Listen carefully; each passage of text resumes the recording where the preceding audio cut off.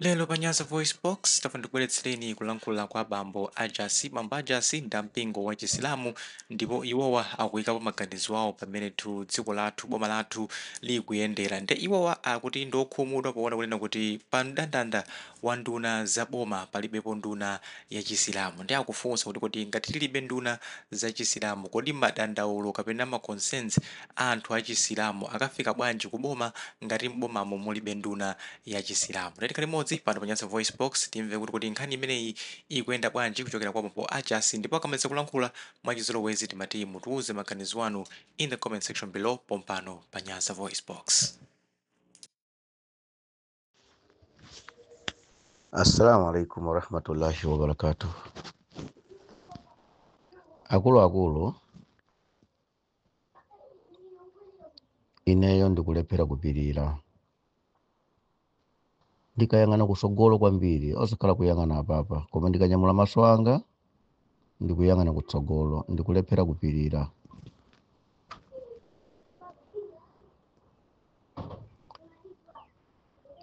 Ifeyo titani kuti tikisinthe, tikalebe aja ayawo aja ankatinena kuti ayawo wangalusa. Titani ifeyo kuti tikhale chipembedzo chija chimene chatiphunzitsa kulemekezana, chatiphunzitsa kupangira zinthu limodzi, chipembedzo chija chatiphunzitsa kuti kunena nzako zinthu zopanda umboni ndi tchimo lalikulu. Kunena nzakoyo palibe ndi tchimo lalikulu. Tipange bwanji kuti tibwerere zimene kumene Mulungu adatiphunzitsa? Tipange bwanji?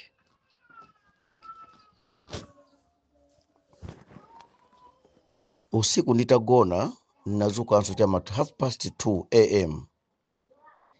Nditazuka 2:30 AM ndinali ndi mafunso amene ine ndimalephera kuzifunsa, amene ndikufuna ndikufunseni inu asilamu anzanga achiyawo, kuti mwina mungapeze yankho. Dziko la Malawi lino limayendesedwa ndi nthambi zitatu za boma. Zimayendesedwa ndi nthambi zitatu za boma. Mu nthambi zimenezi muli judiciary,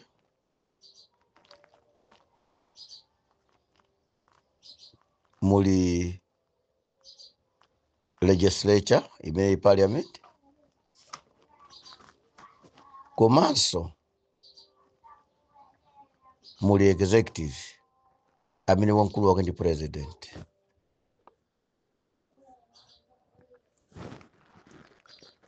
Nthawi zonse president ngati wamkulu wa executive, chifukwa iye ndi amene ali pamwamba, nthambi zijanso zonse zija zimaoneka kuti ziyende bwinobwino zimasowa executive.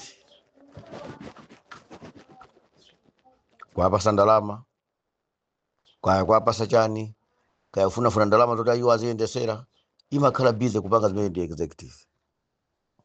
Wamkulu wake pamenepo ndi president. Ndiyama kumana ijama di cabinet meeting. Cabinet meeting ikama kumana amene amapanga ndi president.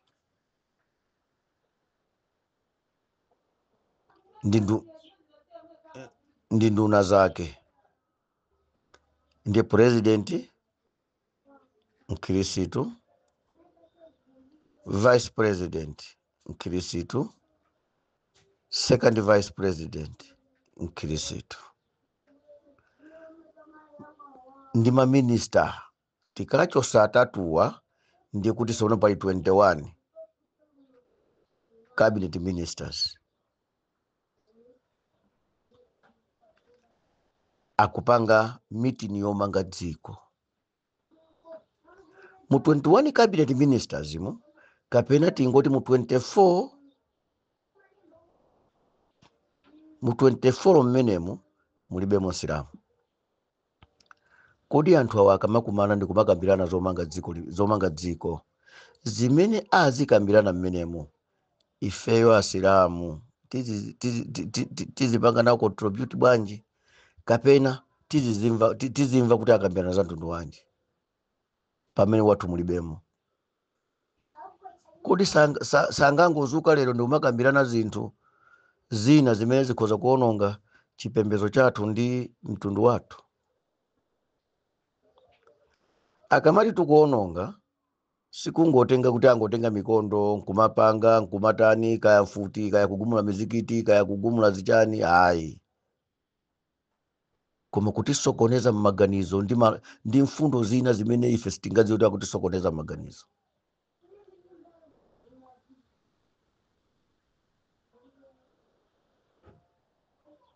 Pali nkhani ija yonena kuti ngati wakangana ndi shawishi kusadaka, umachoka osanadi, suuli yako kusadakako. Chifukwa nthawi imene azipereka nsima, azingokudusa nazo nsengo za nsimazi pamutu, kumakhala pasawo, chifukwa iwo unapanga udani ndi shawishi.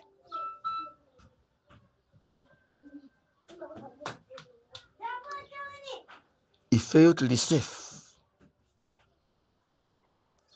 Ifeyo timagwira ntchito ndi government imene kulamula. We are working with the government of the day.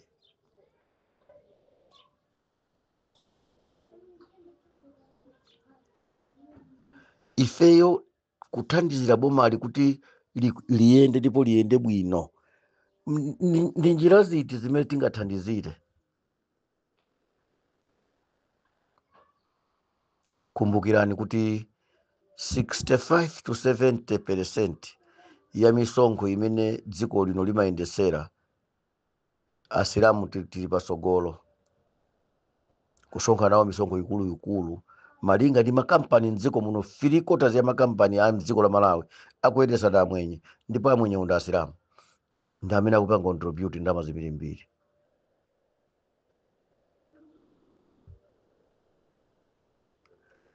Latiwa lilanji boma ife kuti pasa even nduna imodzi kapena akanango khala deputy? Chachitisa ndi chani? Ndi ndani amene akutikhalirayo?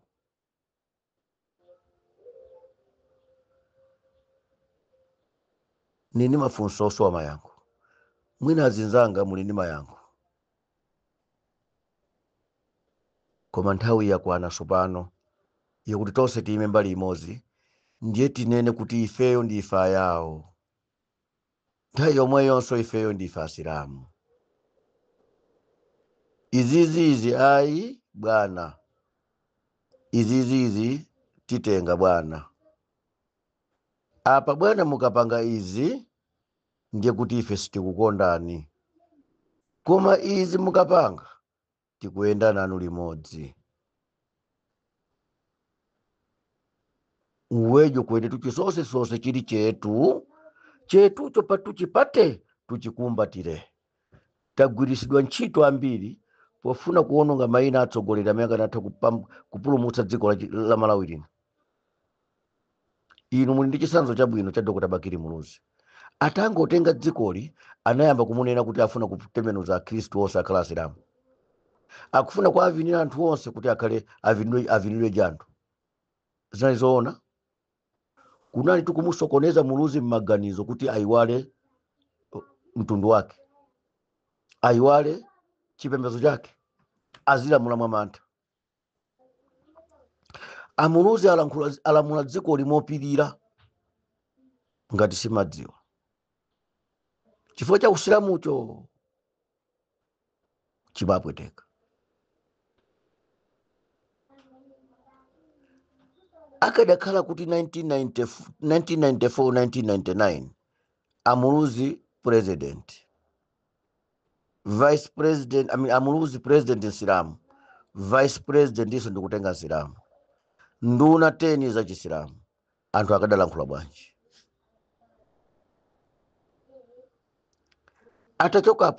Atachoka Amuluzi 1999 2004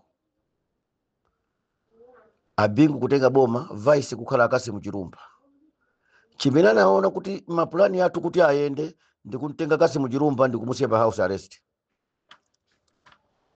Iyo ndikumasewera mpira wawo amene amasewerera muja. 2009 anatenga Mai Joyce Banda kukhala vice president wa dziko. Kassim Chilumba kwasiya mu house arrest.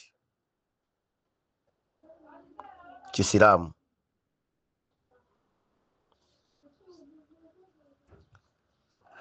Joyce Banda atenga boma kumwalira kwa Bingu. Anakumana ndi mavuto. So si chifukwa cha Chisilamu, chifukwa cha chiyawo. So president oyamba kutenga dziko lino mmatipate anali Nsilamu Dr. Bakili Muluzi komanso muyawo. President wachitatu kulamula dziko la Malawi wachiwiri pa democracy Mai Joyce Banda. Amini president wachinayi kulamula dzikoli Dr. Joyce Banda muyawo anayamba kulimbana nawo chifukwa cha chiyawocho. Osakhala chifukwa cha Chisilamu sopano koma chifukwa cha chiyawo mtundu. 2014 boma litasintha kuchokera kwa Joyce Banda. President Nsilamu, vice president, president Nkrisitu, vice president Nkrisitu. Ndipo amasankha nduna zawo mina angasankhire. Ife tinangoti ziyo salankulu. Akadakhala kuti amene ndi Nsilamu ndikusankha mina amasankhira nduna muja, mukadaleona dziko la Malawi likadayakira moto.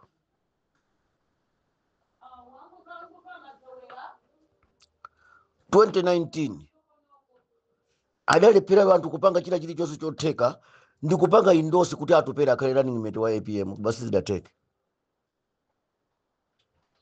Adakokera naso president APM running mate Chimulirenji. 2020 milandu ija yavuta. Akukantenga sopano mwana uja kumuona kufunika kuti na amene angathe kuti olosa. Koma it was too late. Atupere. Anthu anayamba kusangalala. Inu mukusangalala kansa itafika kali poipa kuti munthu uyu basi akadula mwendo. Sizidateke. Boma lidapitabe 2020.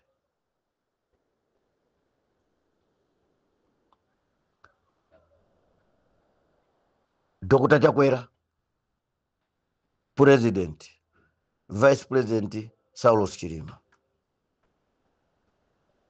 Sadiki Mia gada huko.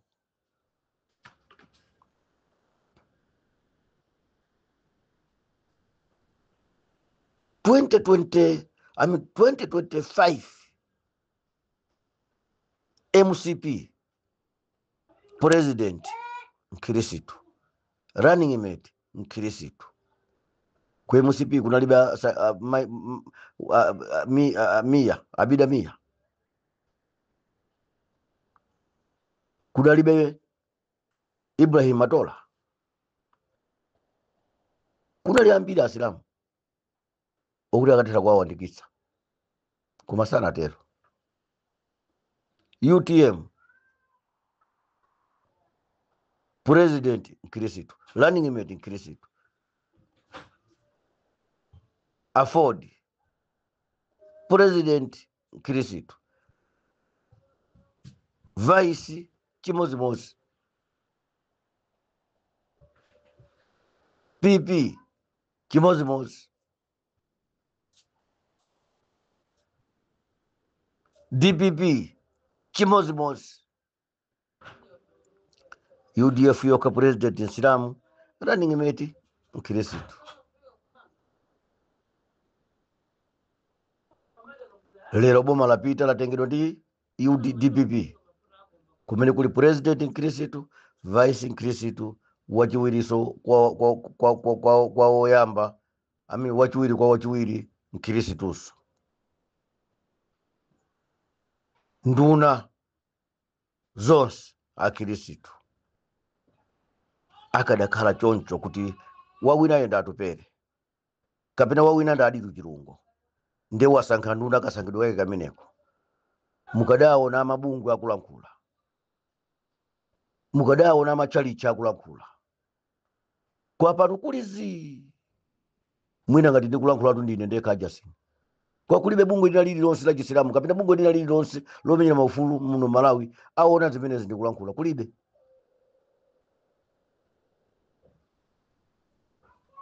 Tipange bwanji abale anga? Ndati nazuka 2:30 AM tikumaganiza ndikugonanso tulo limalephera kubwera, tikapanda kusamala zizukulu zathu sazayipeza mangochi ija mmene ilili mucha, izakhala mangochi yambiri yakale. Machinga Balaka sikuzakhalanso kumalo kokuti asilamu